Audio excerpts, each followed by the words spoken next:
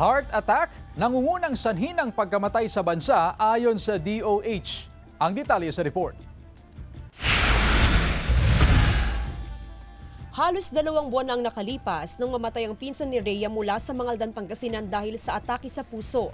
Biglaan daw ang pagkamatay ng kanyang pinsan. Tila nasa pamilya na raw nilang pagkakaroon ng heart disease. Kaya naman bilang pag-iingat, regular daw siya nagpapakonsulta sa doktor para i-monitor ang kanyang health condition. O papacheck up ako kasi minsan nahirapan ako huminga. Kaya sabi ko, mas maiging maagapan na para hindi na babagsak sa sakit ng puso. Ayon sa Department of Health, nangunguna pa rin sanhi ng pagkamatay sa Pilipinas ang atake sa puso. Sa datos ng DOH, isa sa bawat 3 Pilipino ang nagkaroon ng sakit sa puso noong 2024, kung saan nanguna ang ischemic heart disease na sanhi ng kamatayan na umabot sa 60,000 o halos 2 sa bawat 10 individual.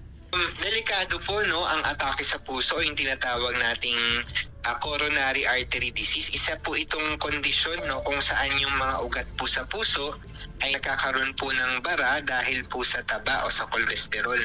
May iwasan naman daw ang sakit na ito at isa sa pinakasimple, ngunit pinaka-epektibong hakbang ang pag-iwas sa maalat na pagkain na may asin, toyo at patis. Wala nang pinipili ngayon na edad na apektado ng hypertension at heart disease. Ayon sa Health Authority, mahalagang panatilihin ang healthy lifestyle sa pagkain na sabayan ng tamang ehersisyo o pisikal na gawain. Kasama si Henry Duminsil, Jasmine Gabriel Galban, One North Central Luzon.